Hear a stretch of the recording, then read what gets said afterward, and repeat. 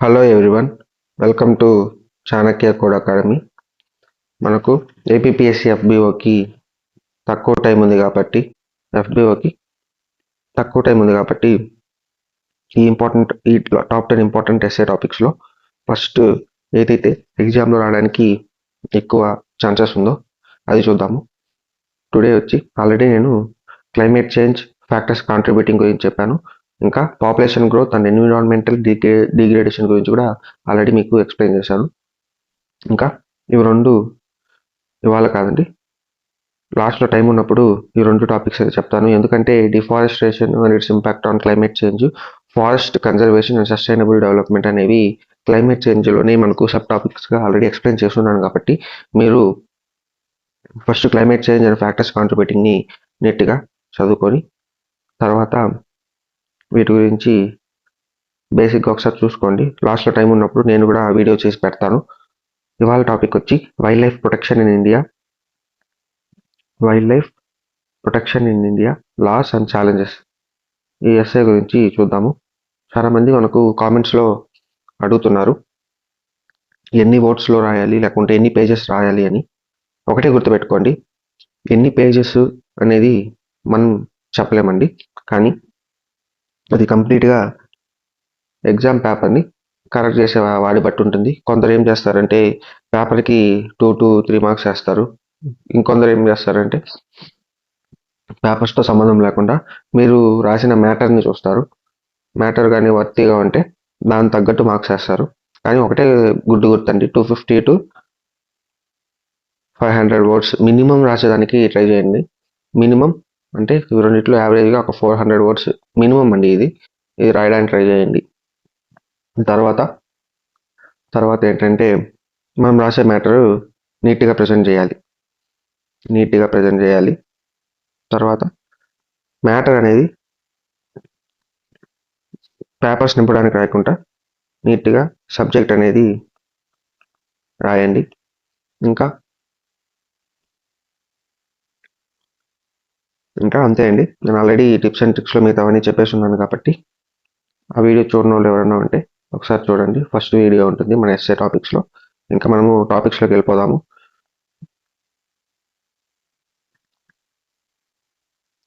Wild life protection in India and its laws and challenges గురించి చూద్దాము.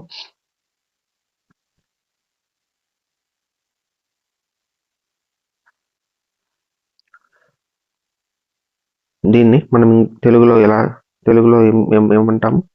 భారతదేశంలో వన్యప్రాణుల సంరక్షణ చట్టాలు మరియు సవాళ్లు. భారతదేశం జీవ వైవిధ్యంలో ప్రపంచంలోని ముఖ్యమైన దేశాల్లో ఒకటి. ఓకేనా? India is one of the world's richest countries in terms of biodiversity.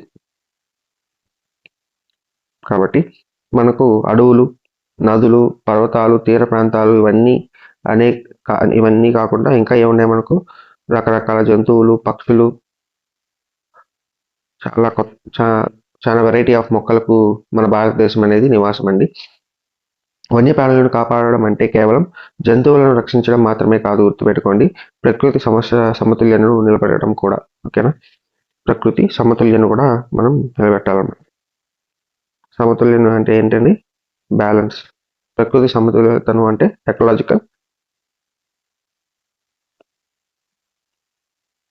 Ecological బ్యాలెన్స్ని మనం కాపాడాలన్నమాట. ఇంకా వన్యప్రాణుల సంరక్షణ ఎందుకు అవసరం అంటే, వన్యప్రాణులు పర్యావరణానికి చాలా అవసరం అండి. అంటే ఫారెస్ట్ అనేవి మన ఎన్విరాన్మెంట్కి చాలా అవసరము. అడవుల వల్ల వర్షపాతం జరుగుతుంది, వాతావరణం అనేది నియంత్రణలో ఉంటుంది. ఇంకా తేనెటీగలు, పక్షులు పరాగ సంపర్కం చేస్తాయి, అంటే పాలినేషన్ చేస్తాయి. ఇంకా మాంసాహార జంతువులు ఇతర జంతువుల సంఖ్యను నియంత్రిస్తాయి. ఇవన్నీ కలిసి జీవన చక్రాన్ని సక్రమంగా నడిపిస్తాయి అన్నమాట. గుర్తుపెట్టుకోండి, వైల్డ్ లైఫ్ అనేది చాలా ఇంపార్టెంట్ అండి. ఫారెస్ట్లో మనకు చెట్లను తినే జంతువులు ఎక్కువైతే కూడా ప్రాబ్లమే కదా. దానివల్ల డిఫారెస్టేషన్ జరుగుతుంది. కాబట్టి అది కూడా బ్యాలెన్స్లో ఉండాలి. అవన్నీ బ్యాలెన్స్లో ఉండాలి అంటే ఏం చేయాలి? వన్యప్రాణులను మనం సంరక్షించుకోవాలన్నమాట. గ్రామీణ అటవీ ప్రాంతాల ప్రజలు కూడా అడవులపై ఆధారపడి జీవిస్తారు. కాబట్టి వన్యప్రాణుల సంరక్షణ మనందరి భవిష్యత్తుకు అవసరం. కాబట్టి ఫారెస్ట్ని కాపాడాలి అంటే ఫారెస్ట్ వల్ల చాలా అడ్వాంటేజెస్ ఉంటాయి. ఏవేవి? ఫారెస్ట్ అనేది కార్బన్ సింక్ లాగా యూస్ అవుతుంది. ఇంకా ఇది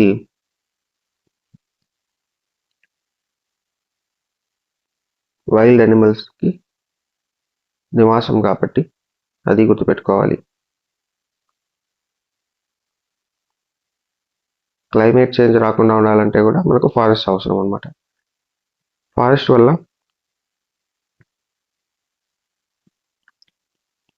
ట్రైబల్ పీపుల్ చాలా మంది ఫారెస్ట్ మీద ఆధారపడి ఉంటారన్నమాట. ఇవన్నీ జరగాలి అంటే మనము ఫారెస్ట్ని కాపాడాలి. ఫారెస్ట్తో పాటు వైల్డ్ లైఫ్ని కూడా మనం ప్రొటెక్ట్ చేయాలన్నమాట. ఒక బేసిక్ ఎగ్జాంపుల్ ఇక్కడ ఏం చెప్పారు? తేనెటీగలు, పక్షులు పరాగ సంపర్కం చేస్తాయి అన్నారు. అంటే హనీ బీసే కాదండి, అదర్ స్మాల్ ఇన్సెక్ట్స్ వల్ల కూడా మనకు పాలినేషన్ అనేది జరుగుతుంది. పాలినేషన్ జరగడం వల్లే మనకు తినడానికి ఫుడ్ దొరుకుతుంది అనమాట. పాలినేషన్ కానీ లేకపోతే మనకు భూమి మీద ఫుడ్ అనేది ఉండదు. ఈ ఫుడ్ లేకపోతే ఏమవుతుంది? హ్యూమన్స్ కూడా చాలా ఎఫెక్ట్ అవుతారు. కాబట్టి హనీ బీస్ ఇవన్నీ సక్రమంగా ఉండాలి అంటే కూడా మనకు ఫారెస్ట్ అనేవి చాలా మేజర్ రోల్ ప్లే చేస్తాయి. వీటినన్నిటిని కాపాడడమే వైల్డ్ లైఫ్ ప్రొటెక్షన్. ఓకేనా? ఇంకా ఈ వైల్డ్ లైఫ్ ప్రొటెక్షన్ కోసం భారతదేశంలోని కొన్ని ముఖ్యమైన చట్టాల గురించి చూద్దామండి. భారతదేశంలో వన్యప్రాణుల రక్షణకు ప్రధానమైన చట్టం వైల్డ్ లైఫ్ ప్రొటెక్షన్ యాక్ట్. ఏ ఇయర్లో వచ్చింది? 1972లో వచ్చింది. ఈ చట్టం ద్వారా వేటను నియంత్రించడం, అక్రమ వ్యాపారాన్ని అడ్డుకోవడం, జాతీయ ఉద్యానవనాలు మరియు అభయారణ్యాలను ఏర్పాటు చేయడం జరిగింది. అభయారణ్యాలు అంటే వైల్డ్ లైఫ్ శాంక్చురీస్ని అభయారణ్యాలు అంటారు. ఇంకా పులుల సంరక్షణ కోసం 1973లో మనకు ప్రాజెక్ట్ టైగర్ అనే చట్టాన్ని ప్రారంభించారనమాట. దీనివల్ల పులుల సంఖ్య పెరగడంలో మంచి ఫలితాలు వచ్చాయన్నమాట. ఏం చేశారు? 1973లో ప్రాజెక్ట్ టైగర్ అనేది లాంచ్ చేశారనమాట. ఎందుకు లాంచ్ చేశారంటే టైగర్స్ అనేవి ఇండియాలో అంతరించిపోయే స్టేజ్కి వచ్చేసాయి కాబట్టి ప్రాజెక్ట్ టైగర్ని లాంచ్ చేశారు. దీనివల్ల ఇప్పుడు ప్రజెంట్ కానీ చూసుకున్నామంటే పులుల సంఖ్య చాలా వరకు పెరిగిందనమాట. 2025 డేటా ప్రకారం ఇండియాలో టోటల్ ఎన్ని టైగర్స్ ఉన్నాయంటే 3682 టైగర్స్ ఉన్నాయన్నమాట. 2022 సెన్సస్ ప్రకారం చూసుకున్నామంటే 2022 సెన్సస్ ప్రకారము వరల్డ్ టైగర్ పాపులేషన్లో అంటే ప్రపంచంలో ఉన్న టైగర్ పాపులేషన్లో ఇండియాలో నియర్లీ 75% ఆఫ్ టైగర్స్ అనేవి ఇండియాలోనే ఉన్నాయన్నమాట. గ్లోబల్ టైగర్ కౌంట్లో 75% ఇండియాలోనే ఉన్నాయి. ఇది వెరీ ఇంపార్టెంట్, గుర్తుపెట్టుకోండి. తర్వాత Jim Corbett national park, Kaziranga national park వంటి జాతీయ ఉద్యానవనాలు అరుదైన జంతువులకు రక్షణ కల్పిస్తున్నాయి. కజిరంగా నేషనల్ పార్క్లో ఏముంది?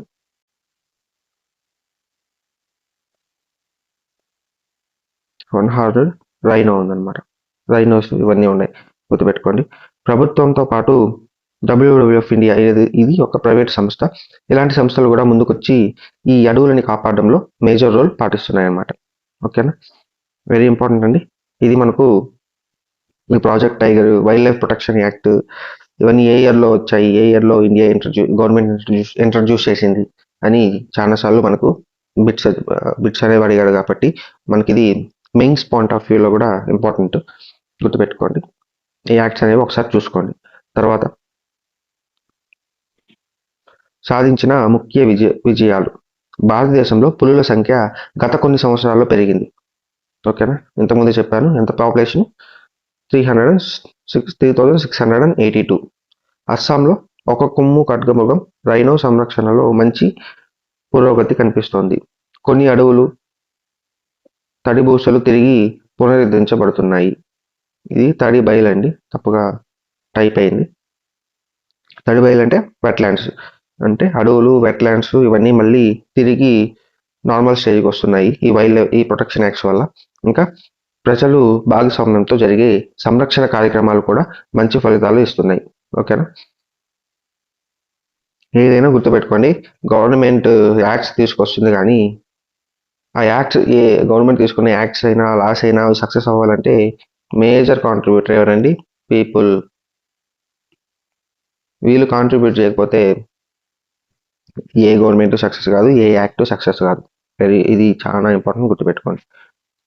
ఎదుర్కొంటున్న ప్రధాన సవాళ్లు చూస్తే అడవుల తరుగుదల, రహదారులు, పరిశ్రమలు, పట్టణ విస్తరణ వల్ల అడవులు తగ్గుతున్నాయి. ఓకేనా? అడవులు తగ్గకుండా ఉండాలంటే ఏమేమి చేయాలో కూడా ఇక్కడ మీరు ఎగ్జామ్లో రాయొచ్చు అనమాట. ఇంకా మనిషి జంతు సంఘర్షణ, అడవులు తగ్గడంలో జంతువులు గ్రామాల్లోకి రావడం, పంట నష్టం జరుగుతోంది. ఇది గుర్తుపెట్టుకోండి. తర్వాత వేట మరియు అక్రమ వ్యాపారం, కొన్ని జంతువుల అవయవాలకు డిమాండ్ ఉండడంతో, ఎగ్జాంపుల్ రైనోస్ అండి. ఆ ఒంటి ముఖం రైనోస్ ఉన్నాయి కదా, వాటి ఖడ్గాలకి చాలా డిమాండ్ ఉంది. ఎందుకంటే చైనాలో అటు సైడ్ అంతా దాన్ని మెడిసిన్లో వాడతారు కాబట్టి గుర్తుపెట్టుకోండి. డిమాండ్ ఉండడంతో అక్రమ వేట కొనసాగుతుంది. ఇంకా వాతావరణ మార్పు, వర్షపాతం మార్పులు, ఉష్ణోగ్రత పెరుగుదల వల్ల జంతువుల నివాసాలు ప్రభావితమవుతున్నాయి. ఇంకా చట్టాల అమలులో లోపాలు, సిబ్బంది కొరత, నిధుల లేమి వల్ల కొన్ని చోట్ల సరైన పర్యవేక్షణ జరగడం లేదు. ఓకే, తర్వాత ముందుకు వెళ్ళాల్సిన మార్గం, మనం ఏం చేయాలి ఫ్యూచర్లో అనేది కొద్దిగా డిస్కస్ చేద్దాం. అడవి మార్గాలు అంటే వైల్డ్ లైఫ్ కారిడార్లు కాపాడాలన్నమాట. స్థానిక ప్రజలకు నష్టపరిహారం ఇవ్వాలి, ఎందుకంటే వాళ్ళు ఆల్రెడీ మనకు హ్యాబిటెంట్స్ అనమాట. ఎందుకంటే ట్రైబల్ పీపుల్స్ ఉంటారు, వాళ్ళు అడవుల మీదే జీవిస్తుంటారు అనమాట. లేకుంటే కొందరు ఆల్రెడీ ఎప్పటి నుంచో వాళ్ళకి తెలియకుండానే వాళ్ళ ఫ్యామిలీ వాళ్ళు అక్కడే నివాసం ఉండి అక్కడే కొన్ని ఆక్రమణలు చేసుకొని జీవిస్తుంటారు అనమాట. అలాంటివన్నీ మనము ఈ వైల్డ్ లైఫ్ ప్రొటెక్షన్ యాక్ట్స్ వచ్చిన తర్వాత తీయేస్తాం కాబట్టి, వాళ్ళని వేరే చోటకి షిఫ్ట్ చేస్తాం కాబట్టి వాళ్ళకు నష్టపరిహారాలు ఇట్లాంటివి కల్పించాలన్నమాట. ప్రత్యామ్నాయ ఉపాధి కూడా కల్పించాలి ఈ ట్రైబల్ పీపుల్కి. ఇంకా ఆధునిక సాంకేతికత అంటే కెమెరా ట్రాప్స్, డ్రోన్లు ఉపయోగించి పర్యవేక్షణ చేయాలి. ఈ ఆధునిక సాంకేతిక వల్ల మనం ఏం చేస్తామంటే కొన్ని కెమెరాస్ని ఫిక్స్ చేస్తాము, బార్డర్స్ గీసుకుంటాము, అక్కడ ఎనిమల్స్ తిరుగుతాయి కదా, వాటి ద్వారా ఎన్ని సింహాలు ఉన్నాయి ఆ ప్లేస్లో అనేది మనం మానిటర్ చేసుకోవడానికి వీలుంటుంది. సో ఇలాంటివన్నీ మోడర్న్ టెక్నాలజీని యూజ్ చేసుకోవాలన్నమాట. తర్వాత పిల్లలు, యువతలో పర్యావరణ అవగాహన పెంచడం చాలా అవసరం. ఓకే, పిల్లలు, యువతలో పర్యావరణ అవగాహన పెంచడం చాలా అవసరం, గుర్తుపెట్టుకోండి. తర్వాత అభివృద్ధి పనులు జరిగేటప్పుడు ప్రకృతికి హాని తక్కువగా ఉండేలా ప్రణాళిక చేయాలి. ఓకే, ఇవన్నీ మనం ఫ్యూచర్లో మనం ఇంప్లిమెంట్ చేసుకోవాల్సింది. లేకపోతే ఇవన్నీ ఈ ప్రొటెక్షన్ యాక్ట్స్ ఇవన్నీ సక్సెస్ఫుల్గా ముందుకు వెళ్ళాలంటే ఇవన్నీ మనము చేసుకోవాలన్నమాట. తర్వాత కంక్లూజన్ చూద్దాము. భారతదేశంలో వన్యప్రాణుల సంరక్షణకు మంచి చట్టాలు ఉన్నాయి, కానీ పెరుగుతున్న జనాభా, అభివృద్ధి ఒత్తిడి, డెవలప్మెంట్ వల్ల కలిగే ఇబ్బందులు, ఇంకా వాతావరణ మార్పు వల్ల కొత్త సవాళ్లు వస్తున్నాయి. ప్రభుత్వం, ప్రజలు, స్వచ్ఛంద సంస్థలు కలిసి పనిచేస్తేనే మన విలువైన వన్యప్రాణులకు భవిష్యత్ తరాలకు సురక్షితంగా అందించగలమన్నమాట. ఓకేనా? మనకు భారతదేశంలో వన్యప్రాణుల సంరక్షణకు మంచి చట్టాలు ఉన్నప్పటికీ పాపులేషన్ గ్రోత్ అనేది వేగంగా పెరుగుతోంది. అదేవిధంగా మోడర్న్ టెక్నాలజీ రావడం వల్ల మనము కొద్దిగా ఈ ఎన్విరాన్మెంట్ మీద ఎఫెక్ట్ అనేది కూడా పడుతుంది అనమాట. లైక్ టవర్స్ పెరగడం, సెల్ టవర్స్ ఉంటాయి కదా, అవి పెరగడం వల్ల ఏమవుతుంది, బోట్స్, ఇంకా చిన్న చిన్న జీవులు, ఇన్సెక్ట్స్, ఇవన్నీ కూడా రేడియేషన్కి చనిపోతున్నాయి అనమాట. ఇవన్నీ కాకుండా వాతావరణ మార్పు రావడం, ఇవన్నీ ఫారెస్ట్ తగ్గిపోతుంది. వీటన్నిటి వల్ల మన ఇండియాలో తీసుకున్న లాస్ సరిగ్గా ఇంప్లిమెంట్ చేయలేకుండా కూడా ఉండవన్నమాట. ఇవన్నీ కొత్త సవాళ్ళు. ప్రభుత్వం, ప్రజలు, ఇంకా స్వచ్ఛంద సంస్థలు కలిసి పనిచేస్తేనే మన విలువైన వన్యప్రాణులను భవిష్యత్ తరాలకు సురక్షితంగా అందించగలుగుతాం అనమాట. ఓకేనండి, ఇది ఎస్సే.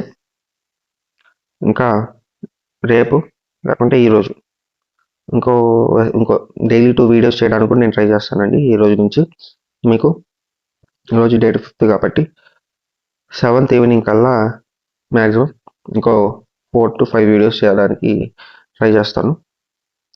నెక్స్ట్ క్లాసెస్లో ఒక క్లాస్లోనే 2 ఎస్ఏలు కూడా ఎక్స్ప్లెయిన్ చేస్తాను, చూడండి. Please subscribe. మీ ఫ్యామిలీ మెంబర్స్తో సబ్స్క్రైబ్ చేయండి. ఇంకా మీ ఫ్రెండ్స్లో ఎవరైనా ఉంటే కూడా సబ్స్క్రైబ్ చేయమని చెప్పండి. ఓకేనా? థ్యాంక్ యూ అండి.